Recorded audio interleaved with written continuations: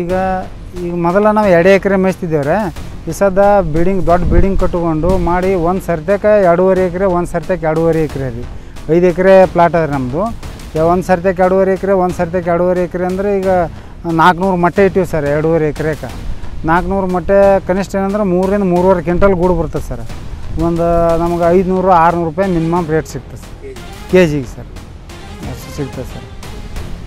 ಒಂದು 2 ಲಕ್ಷದಿಂದ 2.5 ಲಕ್ಷ ತನಕ ಬೆಳೆ ಆಗ್ತದೆ ಸರ್ ಒಂದು ಸರ್ತಿಗೆ. ಇಲ್ಲ ಸರ್, 2.5 ಎಕರೆಗೆ ಅಷ್ಟು ಆಗ್ತದೆ ಸರ್ ಒಂದು ಬೆಳೆ ಸರ್. ವರ್ಷಾಗಿ ಇದರಂತೆ 4 ಬೆಳೆ ಸರ್.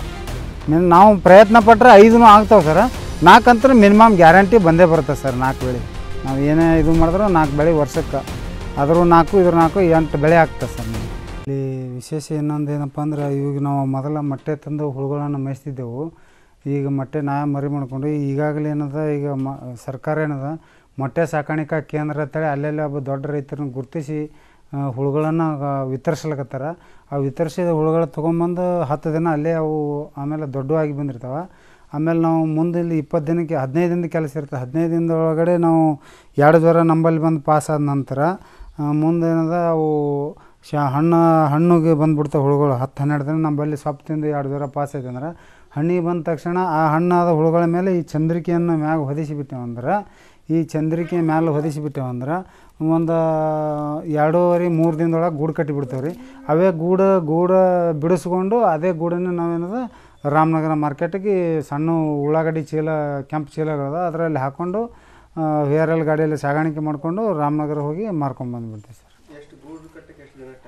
4 ದಿನ ಸರ್. 3ರಿಂದ 4 ದಿನದಾಗ ಗೂಡು ಕಟ್ಟೋದು ಕಂಪ್ಲೀಟ್ ಮುಗಿದಿರ್ತೀವಿ ರೀ. ನಾವು 5ನೇ ದಿನ ಗೂಡು ಬಿಡಿಸ್ತೀವಿ. 6ನೇ ದಿನ ಬರೀ ಜಾಸ್ತಿ ಇದ್ರೆ 5-6 2 ದಿನ ಬಿಡಿಸ್ತೀವಿ.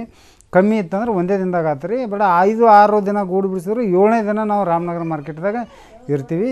ಇದೇ ಈ ಗೂಡು ಕಟ್ಟೋ ವ್ಯವಸ್ಥೆ ಅವಾಗ ಏನದ ಮತ್ತೊಂದು ಚಂದ್ರಿಕೆಯಲ್ಲಿ ಬಿಡ್ತೀವಿ. ಈಗ ತಾಂತ್ರಿಕ ಇದರಿಂದ ಏನು ಮಾಡಿರಿ, ಪ್ಲಾಸ್ಟಿಕ್ ಚಂದ್ರಿಕೆಯಿಂದ ಇದೇ ರ್ಯಾಕ್ನಿಗೆ ನಾವು ಯಾವ ರ್ಯಾಕ್ನಿಗೆ ಹುಳ ಮೇಯಿಸಿರ್ತೀವಿ ಅದೇ ರ್ಯಾಕ್ನಿಗೆ ನಾವು ಮ್ಯಾಚ್ ಚಂದ್ರಿಕೆಯನ್ನು ಇಟ್ಬಿಟ್ರೆ ಆಟೋಮೆಟಿಕ್ ಹುಳ ತನ್ನಿಂದ ತಾನೇ ಹಣ್ಣಾದ ಹುಳುಗಳು ತಾನೇ ಹಬ್ಬಿ ತಾವೇ ಗೂಡು ಕಟ್ಕೊಂಡ್ಬಿಡ್ತಾವ್ರು.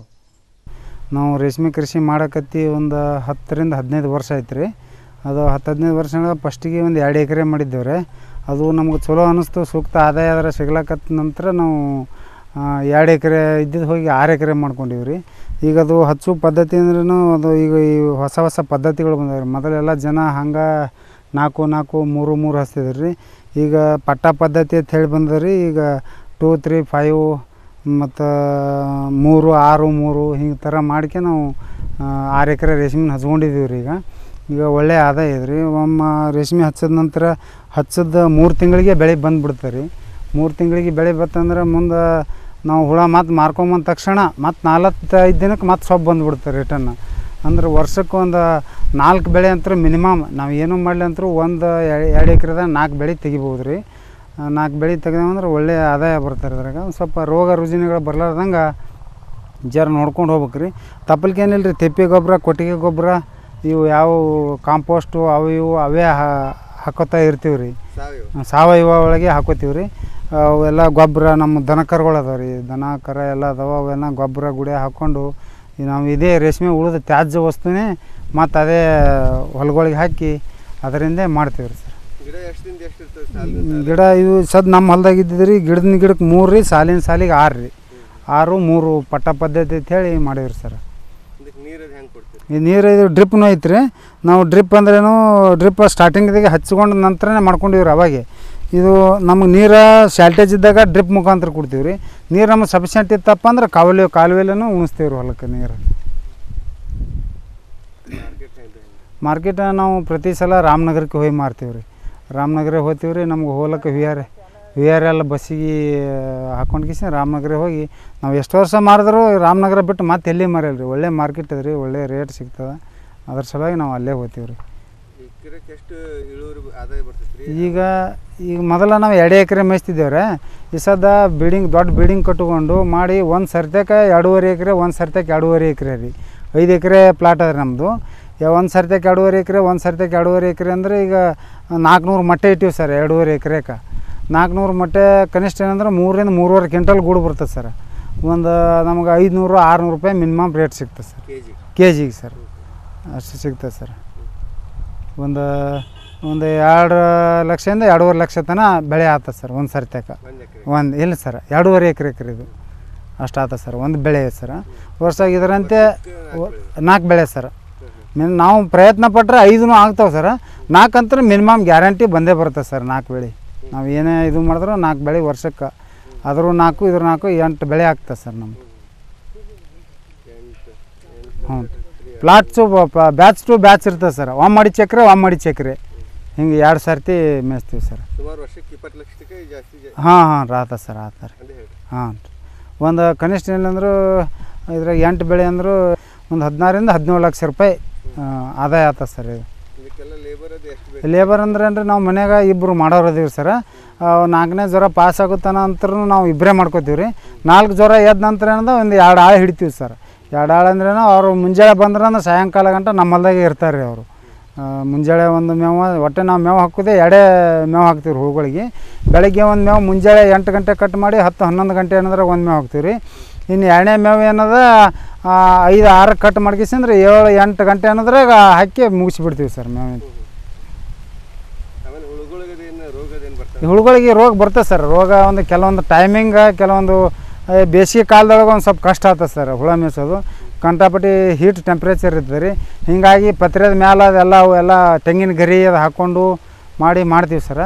ಮತ್ತು ಅದೇನದ ಬೇಸಿಗೆ ಒಳಗೆ ಒಂದೇ 2 ಉಳು ಟೈಮ್ದಾಗೆ ನಾರ್ಮಲಿ ಬೆಳಿಬೋದು ಸರ್ ಯಾವಾಗಲೂ.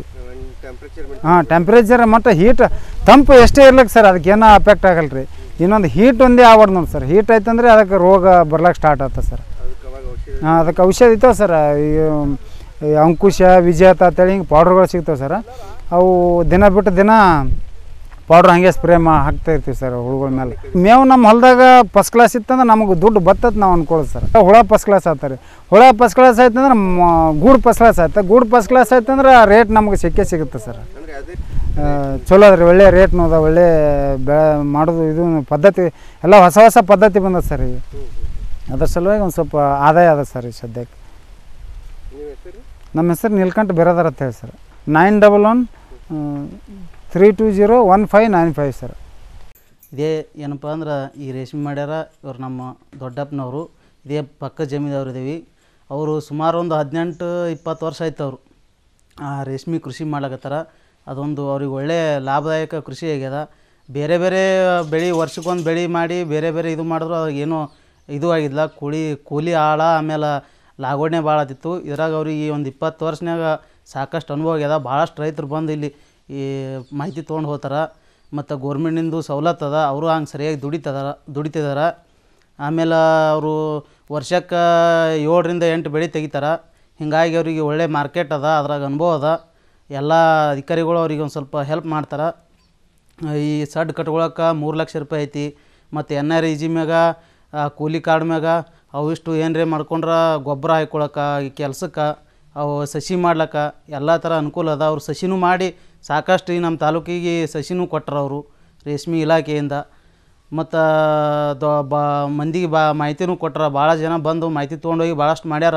ಇದೇ ವರ್ಷ 3-4 ಜನ ಇದೇ ನಮ್ಮೂರಲ್ಲೇ ಅವ್ರೇನಪ್ಪ ಅಂದ್ರೆ ಹೊಸ ರೇಷ್ಮೆ ಮಾಡ್ಯಾರ. ನಾವು 3 ಎಕರೆ ಮಾಡೋಕ್ಕೂ ಉದ್ದೇಶ ಇಟ್ಕೊಂಡಿದ್ದೀವಿ. ಒಂದು ಸ್ಥಳೀಯವಾಗಿ ಒಂದಿಷ್ಟು ಮಂದಿಗೆ ಉದ್ಯೋಗ ಕೊಡಿಸ್ಯಾರ, ಯುವಕರಿಗೆ ಮತ್ತು ಹೆಣ್ಮಕ್ಳಿಗೆ ಕೃಷಿ ಒಳಗೆ ಏನದ ಕೆಲಸ ಕೊಡಿಸ್ಯಾರ. ಒಂದು ಹುಳ ತಂದಿನ 15-20 ದಿನ ಭಾಳಷ್ಟು ಮಂದಿಗೆ ಏನಂತ ಕೆಲಸ ಕೊಟ್ಟಂಗೆ ಆಗ್ತದ ಅನ್ನೋ ಒಂದು ಉದ್ದೇಶದಿಂದ ಮಾಡ್ಲಕತ್ತಾರ. ಅವರು ಎಲ್ಲರೂ ದುಡಿತಾರ ಸರಿಯಾಗಿ. ಅದೊಂದು ಲಾಭದಾಯಕ ಕೃಷಿ ಅದ.